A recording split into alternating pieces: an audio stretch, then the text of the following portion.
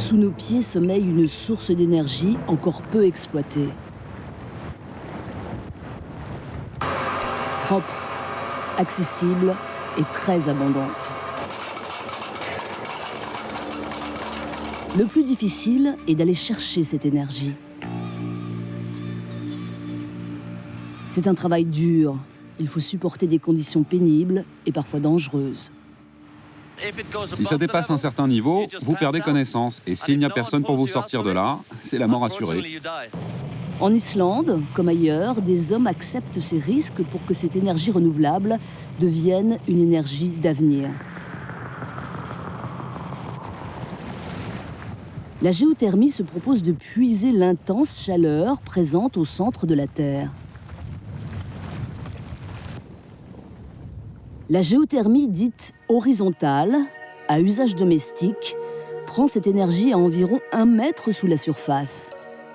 Un fluide circule en circuit fermé entre le sous-sol du terrain, où il se réchauffe, et la maison, où il restitue son pouvoir chauffant. Seul inconvénient, la surface nécessaire pour le captage représente le double de la surface à chauffer. Le principe est adapté aux maisons individuelles, mais inapplicable en milieu urbain. Toutefois, il est possible de produire de l'énergie à grande échelle pour les villes et les industries. Cela se fait déjà.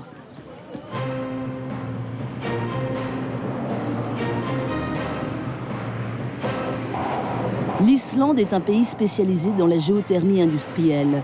70% de son énergie est renouvelable et non polluante, en grande partie grâce à la géothermie.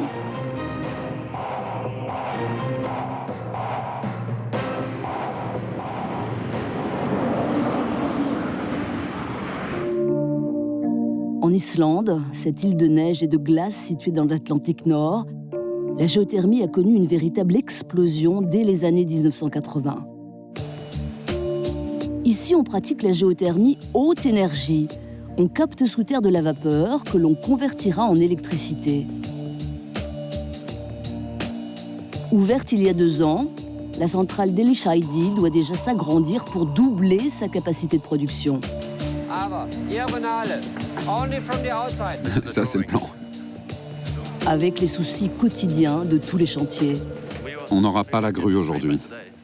Tout est à l'échelle des énormes flux de vapeur à traiter, les pièces détachées, les engins, les outils. Vas-y, serre, c'est facile. Ah, j'adore. C'est mon outil préféré. Quant à ces dizaines de kilomètres de tuyaux et de vannes à contrôler, ce sont autant de problèmes à résoudre pour les ingénieurs. Quand la première pompe fonctionnait, on avait un maximum de pression. Pour ces travaux d'extension, les équipes sont fortement tributaires des conditions météo, parfois exécrables en Islande. La glace s'accroche à la structure et la casse. Et l'enlever exercerait trop de pression. Il faut la laisser. Et ces profilés, c'est le vent qui les a tordus. Pour doubler la production, il faut 2 fois plus de vapeur. Il appartient aux géologues de la trouver. Il faut fournir assez d'énergie pour le projet dans son ensemble. On essaie d'extraire assez de vapeur pour les nouvelles turbines. À 3000 km de là, en France, on a une approche différente de la géothermie. Ici, il n'y a pas de vapeur naturelle. Pour en créer, il faut injecter de l'eau dans les roches chaudes à 5000 mètres de profondeur.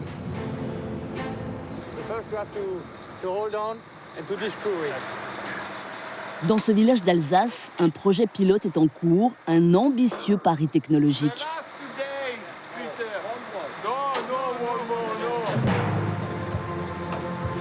Le moteur tourne, tout est prêt. C'est parti! Et un pari ne va pas sans imprévu. Moi j'ai de la flotte qui coule, j'en ai même plus qu'avant. De sérieux problèmes techniques pourraient faire échouer le projet. Tu l'arrêtes. À Elishahidi, en Islande, Marcus Frey se félicite d'être impliqué dans un projet écologique. C'est bon pour la planète. Et c'est bien de faire son possible. C'est une énergie propre, ça me plaît. La géothermie est loin d'être une science exacte. Le géologue Greta Rivarsson le vérifie chaque jour. C'est un jeu de hasard. On ne peut pas savoir ce que nous réserve un gisement avant d'avoir creusé et de l'avoir ouvert. En Alsace, Xavier Gerke est confiant dans l'avenir. C'est très intéressant de mettre au point une technologie qui doit déboucher sur un système durable.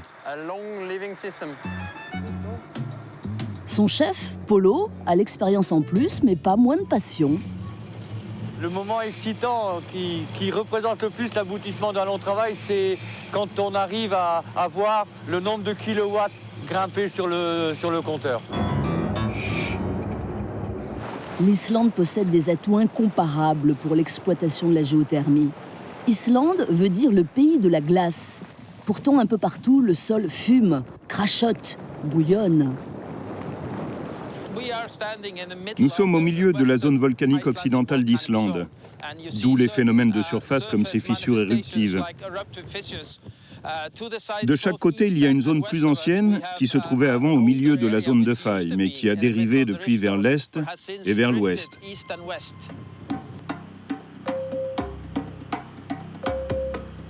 En effet, sous l'Atlantique, la plaque continentale européenne et la plaque américaine s'écartent l'une de l'autre.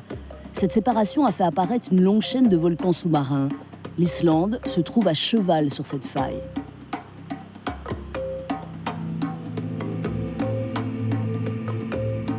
La fracture sous-marine se traduit en surface par une énorme cicatrice. À l'est, c'est la plaque européenne. À l'ouest, la plaque américaine.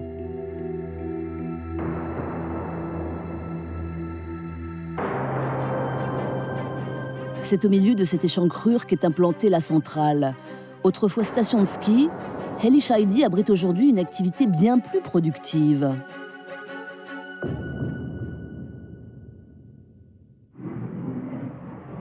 Les skieurs furent délogés sitôt ce gisement découvert par les géologues. Quand ils ne surveillent pas la centrale, Greta Rivarsson passe son temps à chercher de nouvelles sources de vapeur. Sur les terres alentours, il pleut abondamment, 80 cm par an. Ces pluies s'infiltrent dans le sol et vont rejoindre la chaleur des roches profondes. Chaleur et eau, les deux ingrédients composant la vapeur.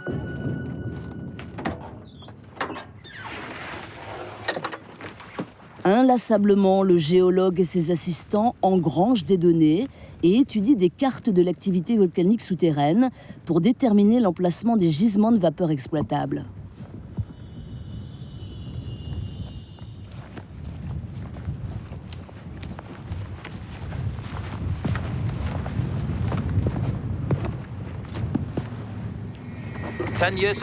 Il y a 10 ans, on a eu un énorme séisme qui a duré 4 ans.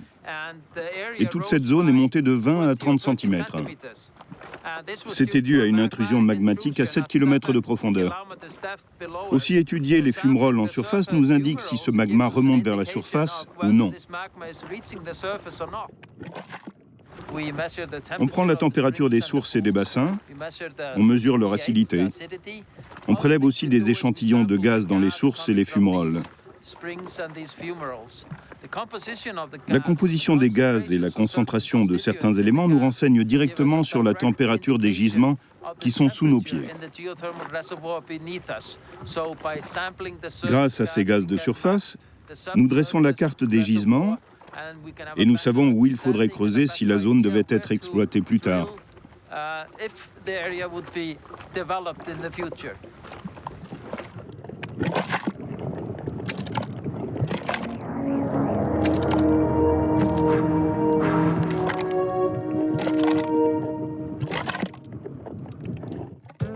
Dans les régions volcaniques qui bénéficient de la présence simultanée de chaleur et d'eau, on doit forer entre 2 et 3 000 mètres de profondeur. On y trouve de la vapeur à près de 300 degrés. Cette vapeur est acheminée du puits à la centrale par d'énormes tuyaux. Là, elle est nettoyée de ses impuretés avant d'atteindre sa destination finale, le cœur du dispositif, la turbine. Entraînée par la pression de la vapeur, la turbine transmet son énergie mécanique à un générateur électrique. Le principe n'a pas évolué depuis sa conception il y a plus d'un siècle. Une amélioration toutefois, un rideau froid dans un immense radiateur en sortie de turbine. En créant une dépression, ce rideau froid aspire la vapeur et accroît son rendement. C'est le condenseur. Le condenseur est relié sous terre à une tour de refroidissement. L'eau qui a chauffé au contact de la vapeur est pompée jusqu'au sommet de la tour où des ventilateurs géants la dispersent. Lorsqu'elle retombe, le simple contact avec l'air la refroidit suffisamment pour qu'elle puisse retourner jouer son rôle dans le condenseur. En Islande, même quand l'hiver est là avec ses vents incessants, rien n'arrête le travail. L'extension de l'usine se poursuit.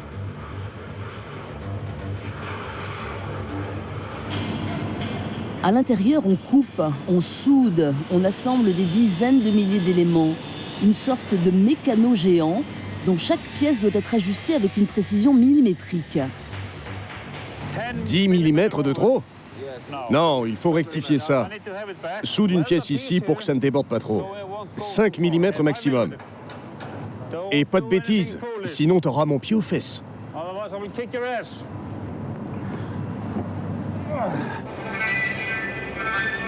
Chargés d'ériger 2 nouvelles tours de refroidissement, Marcus et son équipe travaillent par n'importe quel temps.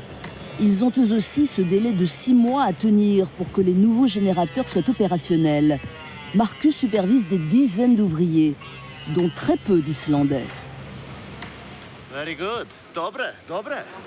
L'Islande est un des pays les plus développés au monde et aussi l'un des moins peuplés, 300 000 habitants seulement, d'où une pénurie de main-d'œuvre chronique. Sur ce chantier, nombre d'ouvriers viennent de Pologne et connaissent peu le domaine de la géothermie. L'important sur un chantier comme ça, c'est l'expérience. C'est la première fois que ces gars travaillent avec nous. Et il faut tout leur expliquer de A à Z. Ce que c'est qu'un cliquet, une clé à molette, et comment on s'en sert. Il y en a qui utilisent ça comme un marteau ou un pied de biche.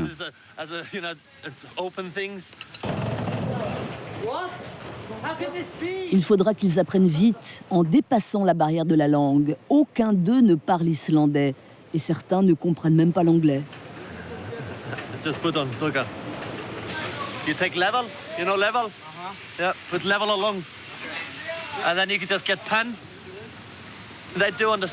comprennent l'anglais de base. Mais parfois, on a vraiment du mal à leur expliquer certaines choses. Alors on va chercher quelqu'un qui parle anglais et il traduit. On s'arrange toujours. C'est pas un problème de langue qui va nous arrêter. C'est comme la météo. Si on se prend la tête à cause du temps, on est malheureux en Islande.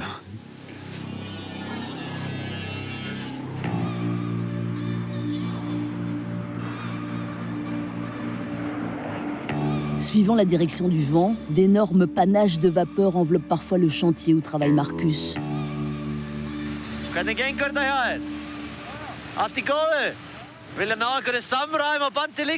Au sommet des tours, il est impossible d'échapper à la vapeur. Voilà dans quelles conditions on travaille. C'est à peine si je vois mon collègue d'à côté. Alors pour communiquer et travailler ensemble... Ce gaz, c'est super. Non, sérieusement, c'est vraiment pénible. Pénible, un de ces euphémismes dont Marcus a le secret. En réalité, ce gaz est mortel. C'est cette vapeur pompée dans les profondeurs de la Terre qui fait vivre la centrale. Elle circule dans ces tuyaux, comme du sang dans des veines. Le géologue Grétar Ivarsson a aussi pour rôle de surveiller la vapeur et ses composants parfois néfastes. Le sodium, qui ronge le métal et peut endommager les turbines, n'est pas le pire. Grétar s'éloigne des robinets quand il sent le danger. La vapeur tapie sous la croûte terrestre est porteuse de certaines substances nocives qu'il est impossible d'éliminer. C'est de l'eau géothermale qui contient des gaz incondensables, tels que l'hydrogène sulfuré, un gaz toxique. Alors quand je sens qu'il y en a une forte concentration, oui, je recule un peu. Si la concentration dépasse 300 à 400 parties par million, on perd connaissance et on meurt. C'est donc un gaz très dangereux. Mais quand on sait ce qu'il faut éviter, il n'y a pas de problème. On reconnaît la présence d'hydrogène sulfuré dans l'air à son odeur d'œuf pourri. Mais pour en mesurer la concentration, l'odorat ne suffit pas. Quand Marcus et son équipe se trouvent sous le vent, comme aujourd'hui, et dans l'incapacité de se soustraire à ces émanations de vapeur, ils doivent impérativement se munir d'un instrument de mesure.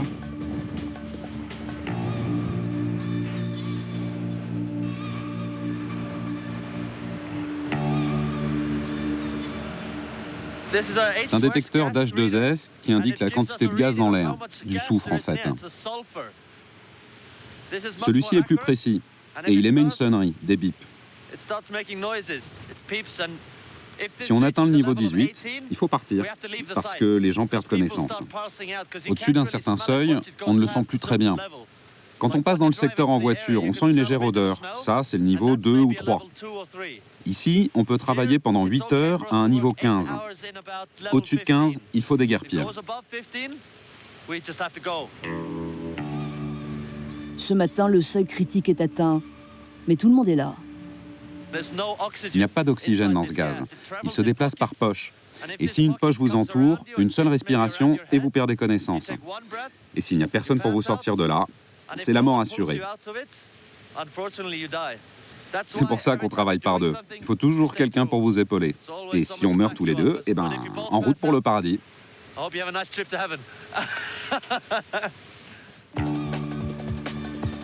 En attendant la félicité paradisiaque, il faut supporter parfois cette atmosphère infernale et l'invisible danger qui s'y cache.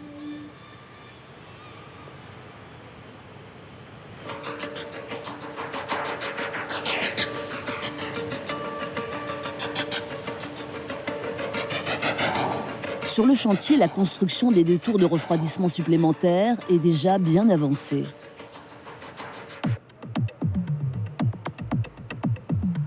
Seule la tour numéro 4 attend encore ses cheminées et ses ventilateurs.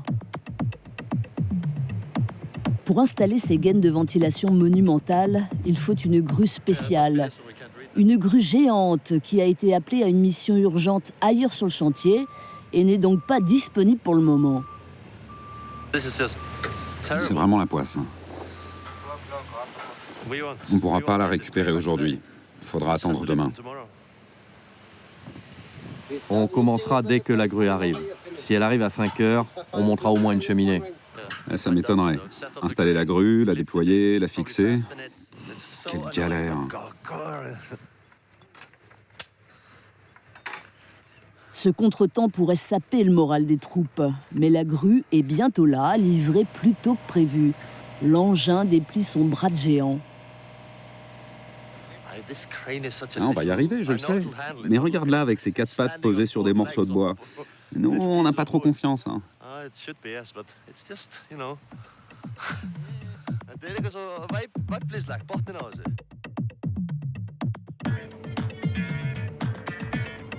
Le monstre est en place, l'une des plus grandes grues du pays. Elle peut soulever 80 tonnes et déploie un bras télescopique de 40 mètres. Un travail de précision, pourtant effectué à l'aveugle. Le grutier est guidé uniquement à la voix. On a intérêt à bien communiquer avec le grutier. S'il descend trop vite, ce truc pourrait casser par exemple. Il doit être parfaitement de niveau. Et vous voyez cette encoche, là, il y a un demi-centimètre de jeu, même pas, quelques millimètres. C'est très précis. Si le grutier a quelques millimètres de marge pour poser la cheminée, l'équipe, elle, devra l'ajuster au 10e de millimètre près, à peine l'épaisseur d'un ongle.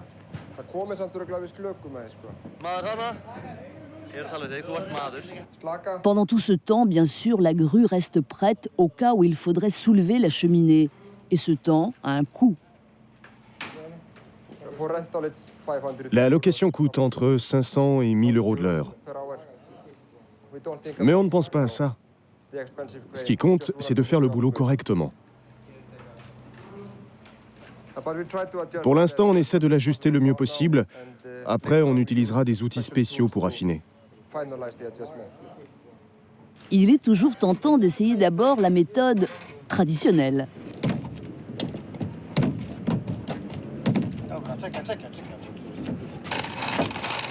Mais dans le cas présent, seuls les outils adéquats permettent d'obtenir la précision voulue.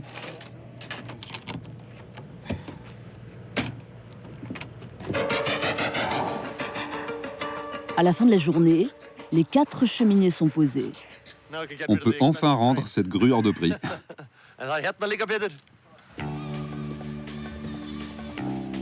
Demain, il est prévu de hisser les ventilateurs. Ce sont des dispositifs fragiles, dont les pales se cassent facilement. Marcus va avoir besoin de quelque chose de très rare en Islande. Une journée sans vent.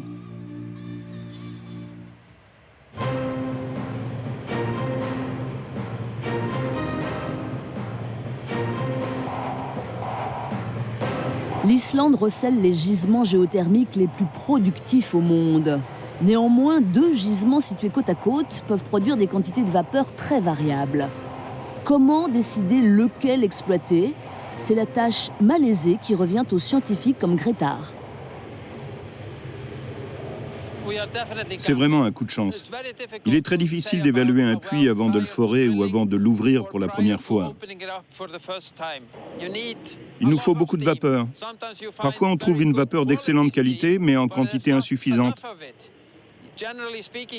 Il nous faut plus de 2 kg de vapeur par seconde pour produire 1 mégawatt d'électricité. Ces puits donnent 17 à 18 kg de vapeur seconde, ce qui permet de produire 8 à 9 mégawatts. Ils sont très productifs. Nous en sommes très contents. Grâce à l'électricité géothermique, l'Islande est devenue l'un des pays d'Europe dont le revenu par habitant est le plus élevé. Ce don de la terre, les gisements de vapeur semblent inépuisables. Aussi Grétard est-il confiant. Les nouveaux générateurs pourront produire à plein régime. On trouvera suffisamment de vapeur. On en a même plus qu'il n'en faut, pour l'instant.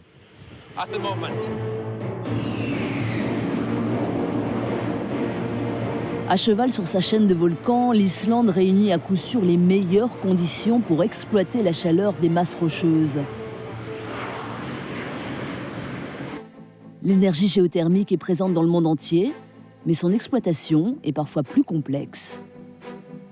Ainsi, à la frontière franco-allemande, il n'y a pas de volcan, mais on fabrique de la vapeur en injectant de l'eau dans des roches chaudes et sèches situées à très grande profondeur.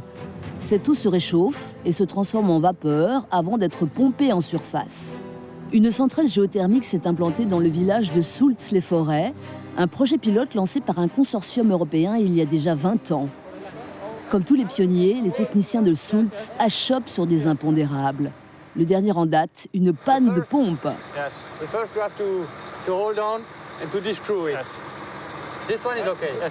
Polo supervise l'opération. Si tu arrives à tenir, il faut dévisser maintenant celui-là. Laisse-le descendre un peu. Avec son bras droit, Xavier. Peter est un mécanicien islandais. Il est ici à titre de conseiller technique. Son aide est d'autant plus précieuse que la pompe incriminée est de fabrication islandaise.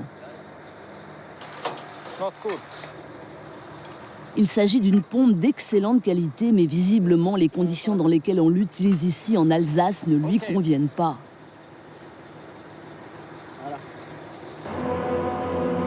En Islande, les géologues dressent des cartes de l'activité souterraine et décident ensuite où ils creuseront. Des appareils de forage géants percent le sol 24 heures sur 24. Au-delà de 2000 mètres, les foreuses tombent sur de la vapeur à 300 degrés. Acheminée vers la centrale, elle est transformée en électricité. Au sortir de la turbine, les résidus de vapeur sont relâchés dans l'atmosphère. Tôt ou tard, les précipitations en pénétrant dans le sous-sol renouvelleront les réserves. Et si un gisement vient à s'épuiser, il suffira de creuser un peu plus loin. En Alsace, c'est plus compliqué. Pour atteindre des roches à 300 degrés, on creuse jusqu'à 5000 mètres. Et comme la roche est sèche, il faut creuser un puits pour injecter de l'eau qui se transformera en vapeur et 2 autres pour pomper cette vapeur.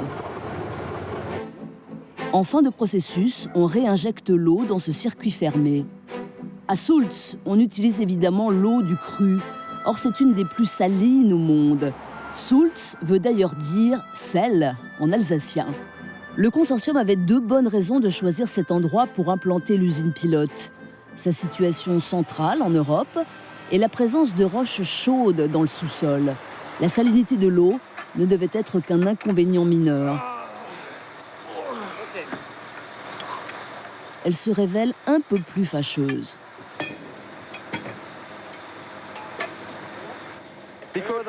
À cause de la salinité élevée de l'eau et le nombre de particules qui sont dans l'eau, on a abîmé l'admission de la pompe.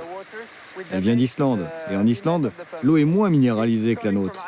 Et maintenant, nous cherchons un nouveau métal pour refaire la pompe.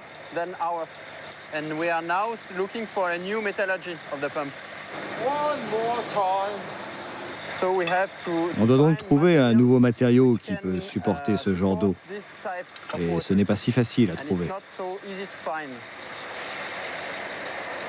En attendant de trouver une nouvelle pompe qui résistera à la corrosion, les techniciens font une réparation de fortune et remettent celle-ci en place.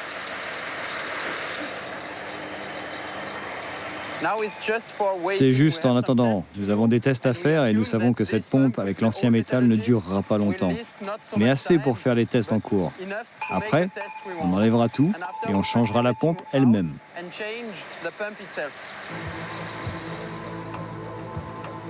Normalement, ils posent 15 à 20 segments de tubes en une journée. Aujourd'hui, pressés d'achever leur réparation, ils en ont posé plus de 25.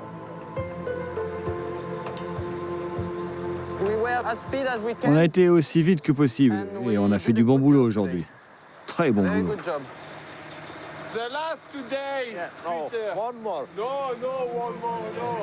Peter insiste pour qu'ils en posent un dernier et finit par convaincre l'équipe. Mais ça devient un peu limite. Là, celui-là, c'est vraiment le dernier, parce qu'après, on n'y voit plus rien.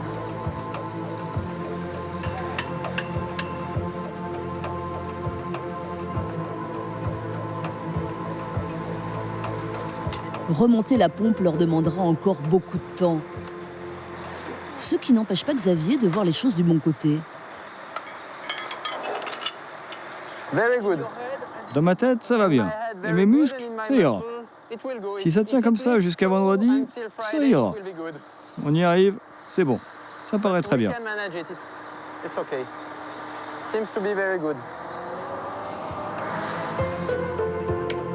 Il leur faudra bien plusieurs jours de travail avant de pouvoir tester leur réparation.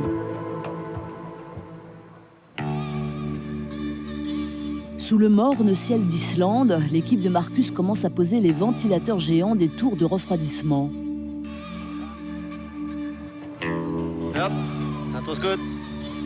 Ils doivent les fixer bien solidement car leurs pales tourneront à plus de 100 km/h.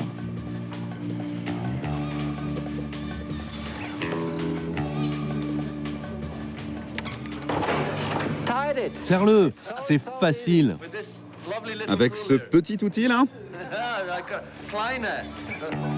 Il a fallu une grue géante pour soulever les ventilateurs. Il faut à présent des outils surdimensionnés pour serrer correctement les boulons. j'adore. C'est mon outil préféré. C'est vraiment dur. Normalement, pour serrer un boulon, il faut une force de 10 Nm. Là, il en faut 1200. C'est dingue. Ouais, c'est assez lourd. J'ai peur de lâcher la clé. Marcus doit serrer jusqu'au clic. Ça indique que le serrage voulu est atteint. 1160. C'est ça ? 1180. On a atteint le serrage maximal. Heureusement.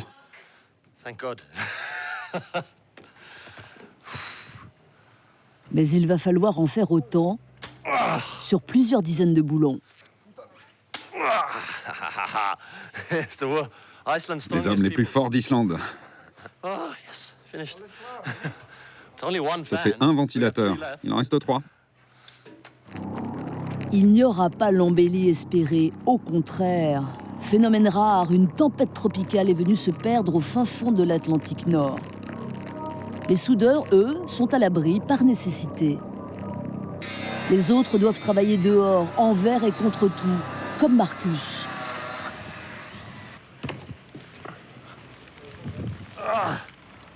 À l'intérieur des cheminées, ils sont protégés du vent, mais pas de ces averses persistantes. La pluie complique énormément les choses, pour les hommes bien sûr, mais aussi pour le matériel.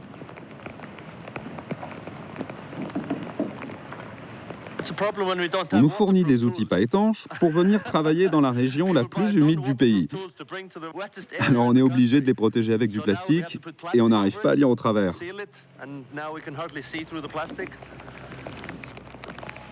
Tout est glissant.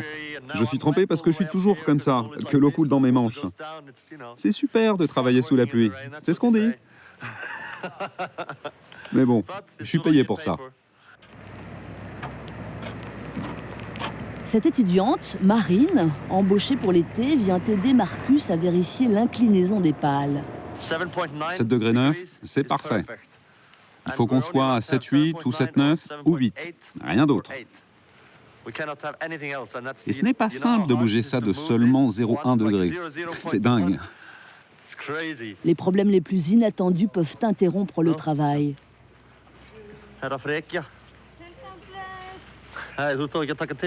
Parfois, des problèmes de taille.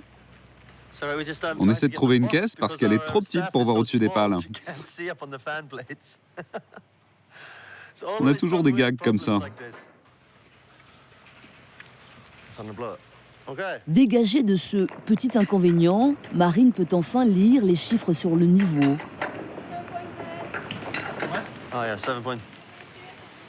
Il y a un nouveau problème. Pardon ?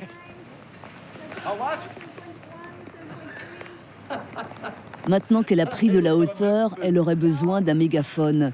Le genre d'appareil difficile à trouver sur un chantier. Marine devra élever le ton. 9, 0, 8,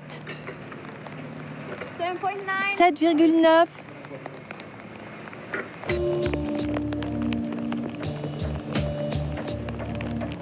Uli est le chef de Marcus. Venu d'Allemagne, il travaille depuis 15 ans maintenant en Islande. C'est un expert en construction de tours de refroidissement. Mais asseoir sa réputation lui a demandé certains sacrifices.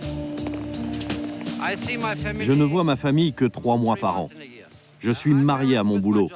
Ma femme passe après. Je suis désolé de le dire, mais c'est la vérité. Cet été, son fils Steven l'a rejoint sur le chantier.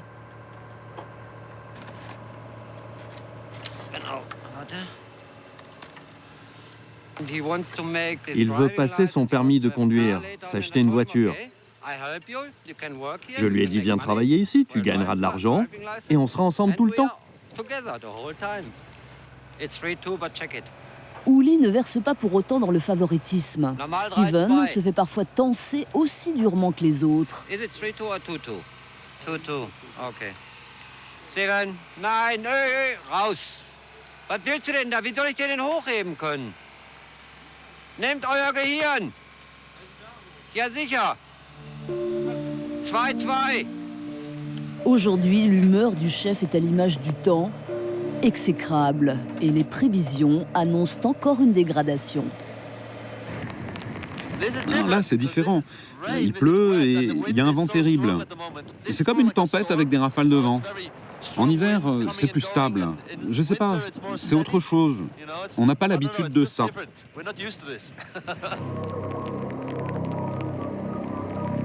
Pendant le passage de la tempête tropicale, les 3 autres ventilateurs vont sagement attendre au sol, trop fragiles pour être secoués par un tel vent.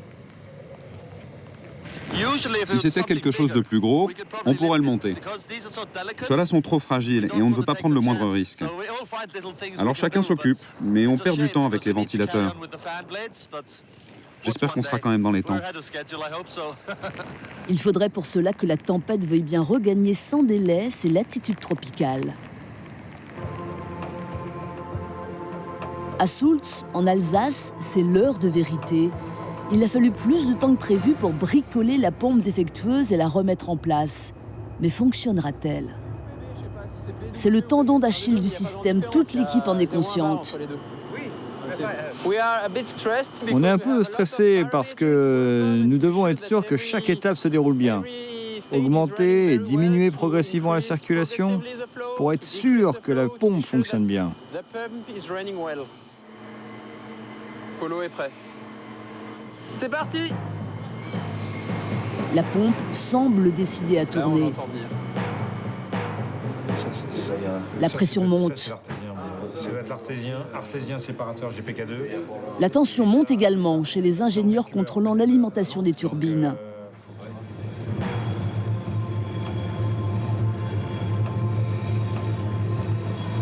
Tout va bien, jusqu'à ce que Xavier décèle une anomalie. Moi j'ai de la flotte qui coule, j'en ai même plus qu'avant. Les indicateurs de pression sont dans le rouge. Là maintenant si on dépasse les 40%,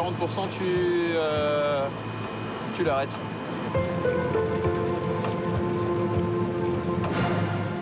Il n'y a pas d'autre solution que d'interrompre l'essai. Les ingénieurs cogitent, cherchent la faille. Ils s'apercevront bientôt qu'un joint de la pompe a lâché. La consternation est générale.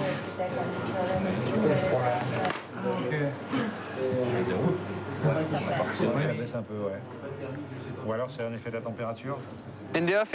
Dans les bureaux, tout le monde travaille parce qu'un joint a cassé et nous devons le remplacer. Pour changer ce joint, il ne faut aucune pression dans le puits. Et pour diminuer la pression, on injecte de l'eau salée. Ça prend du temps et de l'argent. Ce n'est pas si simple de faire de la géothermie.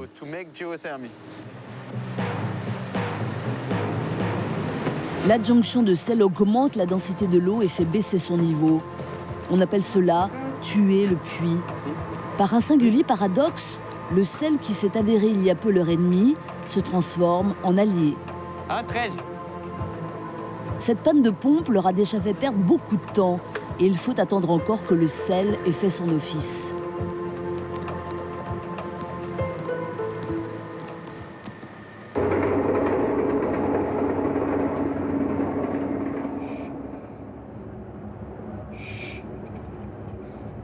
Une semaine plus tard, les voilà prêts à faire un nouvel essai. Le filtre 1, la pression va jusqu'à l'échangeur. Donc le filtre 1 est en eau, il y a la pression dedans, tout ce qu'il faut. D'accord. Le moteur tourne, tout est prêt. Tout a été vérifié plusieurs fois. Chacun est à son poste. Polo aux manettes, Xavier aux commandes. Ouais. Ouais, c'est ça.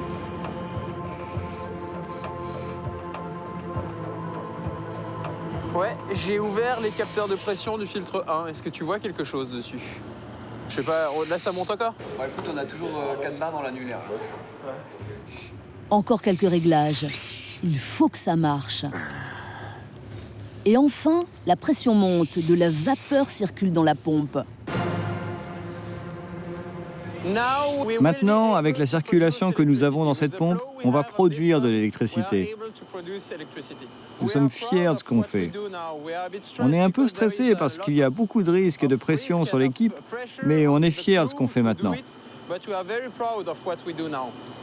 La méthode fonctionne, reste à l'appliquer à grande échelle. On l'a déjà fait, mais sur une très courte période. Nous ce qu'on envisage, c'est de le faire sur une longue, très longue période. C'est-à-dire fournir à l'habitant de l'énergie électrique via la géothermie des roches profondes.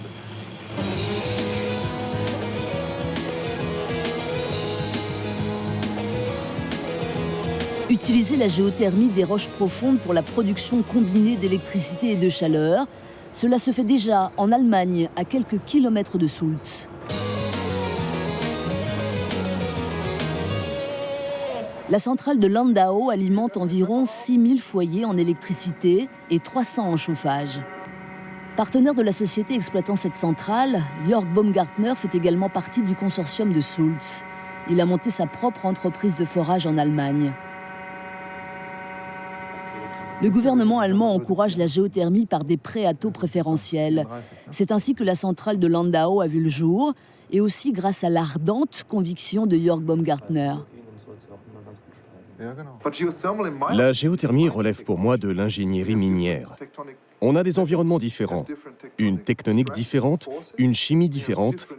Il suffit de tout adapter à ces conditions. En plus, on a des températures inférieures à celles des régions volcaniques que la plupart des gens associent à la géothermie. Ici, il n'y a pas de volcan, mais on a quand même de l'énergie géothermique en grande quantité. Visiblement prête à les exploiter, l'Allemagne a beaucoup d'autres projets en cours.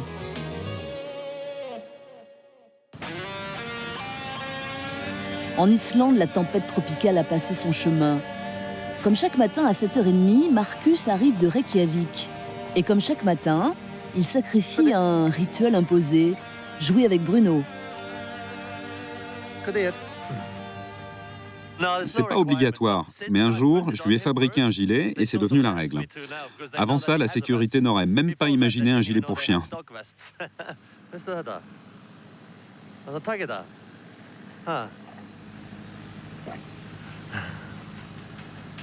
Depuis qu'il a 3 mois, il vit sur les chantiers. Tout le monde le connaît. Et c'est un bon chien de garde. Quand on travaille sur les tours, il sait que c'est notre domaine. Et si des ouvriers d'autres sociétés arrivent avec d'autres uniformes, il aboie. C'est vraiment un bon chien. Les collines derrière moi, là, c'est chez lui. Je connais peu de chiens qui aient une aussi belle vie et autant de liberté.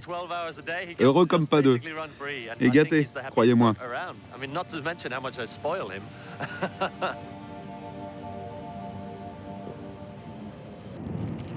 Quand Marcus a commencé ce chantier, on pulvérisait de l'eau bouillante dans les fondations de la tour 4 pour l'empêcher de geler.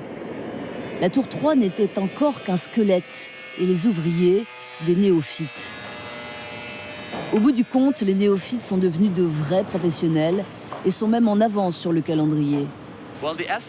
Pour construire une tour, selon le contrat, c'est 5 à 6 mois. La première tour, on a mis 5 mois.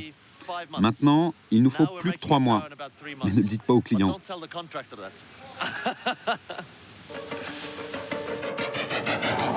En plein vent, sous la pluie, ces funambules ont accompli dans les temps un travail difficile et souvent dangereux. On a eu beaucoup de chance. Pas d'accident grave, juste 2 ou 3 doigts cassés, rien de bien méchant. Une chance. Et on a quand même construit 7 tours ici.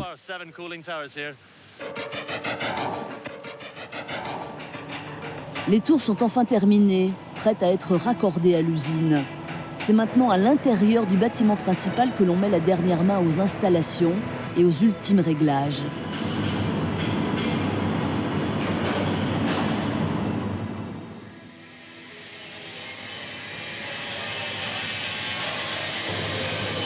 Alors qu'on procède aux essais finaux avant de lancer les turbines, des ingénieurs allemands détectent un problème dans le condenseur. L'une des pompes amenant l'eau dans les tours de refroidissement ne fonctionne pas, ce qui veut dire qu'il est impossible de mettre la centrale en route.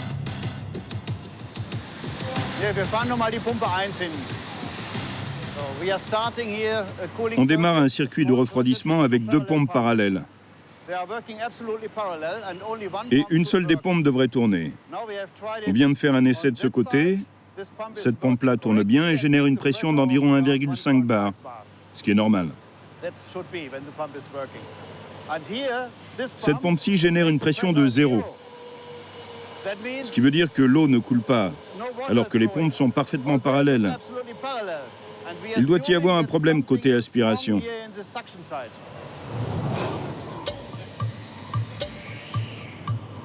Sans cette pompe, le condenseur ne peut fonctionner.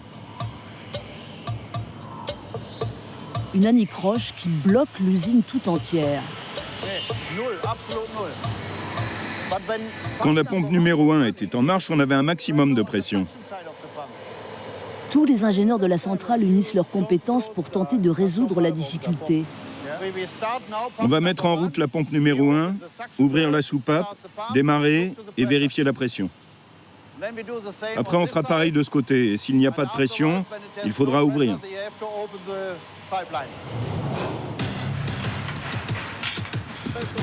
N'ayant décelé aucune anomalie, il décide d'ouvrir la tubulure pour examiner la valve. C'est peut-être elle, la fautive.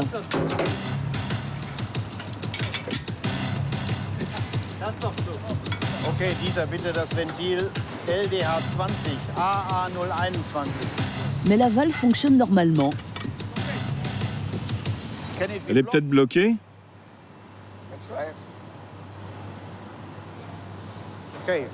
On a vu qu'elle fonctionnait normalement, alors.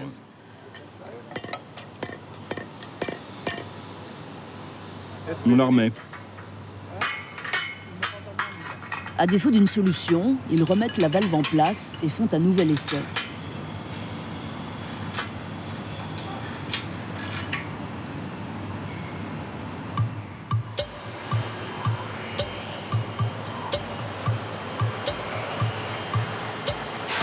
Okay, jetzt ist der Druck da. Regarde, on a de la pression maintenant. Cette foutue soupape avait juste besoin d'un coup de pouce. Il y a des fantômes dans le coin. C'est peut-être ça. Enfin, maintenant, on a de la pression, tout va bien.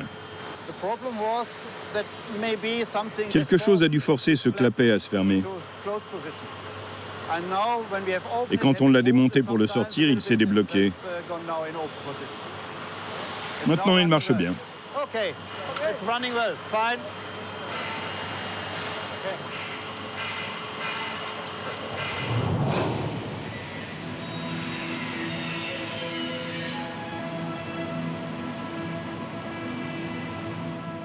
Non loin de là, on retrouve Marcus perché comme d'habitude dans les hautes sphères. Mais pas dans une tour cette fois. Je suis en vacances. Non, mais on a fini là-bas. Et comme on n'a pas besoin de moi, je me suis trouvé un autre boulot. Quand ils m'ont demandé où je voulais aller, il faisait un temps pourri. Alors j'ai choisi de travailler à l'intérieur. Et depuis, il fait super beau. Mais c'est pas grave. Je vais peindre ici pendant une semaine. C'est pas mal de faire un peu autre chose. Ça fait 2 ans et demi que je travaille sur les tours. Je suis content de faire un job différent. Je pense que dans 1 an, je serai prêt à retourner construire des tours. D'ici là, je me repose. Je pourrais partir 1 an en vacances, congé sans solde évidemment, et revenir. Je suis pas décidé encore. C'est ça qui est sympa. Rien n'est planifié. Tant que j'ai du boulot et tout, je suis heureux. Maintenant, je suis l'homme à tout faire. Ça change. J'ai pas à réfléchir, aucun compte à rendre. C'est pas mal.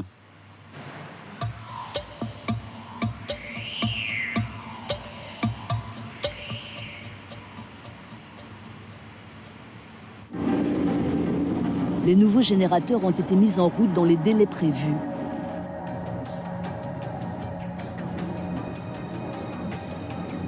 En moins d'1 an, la centrale a doublé son rendement.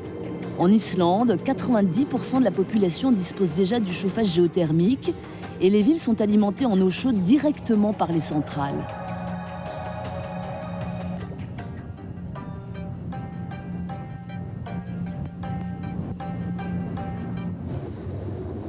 Greta Rivarsson continue à explorer le terrain en quête de nouveaux gisements de vapeur à exploiter. Là, il surveille un nouveau puits qui sera bientôt raccordé aux turbines. En mesurant la température à tous les niveaux du puits, on peut savoir si elle est constante ou si au contraire elle a tendance à augmenter ou à diminuer à mesure que l'on descend. Des informations essentielles sur l'ensemble du gisement.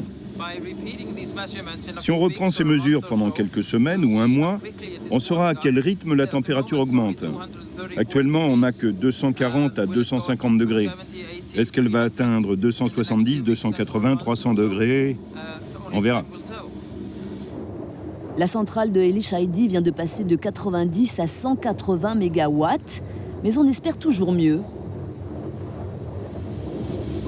On espère atteindre 300 mégawatts. Les estimations les plus optimistes parlent de 400.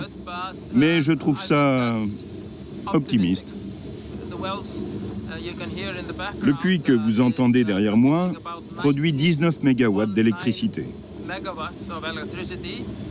Et celui qui est plus à l'est produit 25 à 26 mégawatts. C'est le meilleur rendement au monde, paraît-il. Nous sommes donc très satisfaits de ces gisements. Il y en a qui sont moins bons, mais il faut forer aussi de mauvais puits afin de savoir quelle est la superficie dont nous disposons, où sont les limites de notre zone.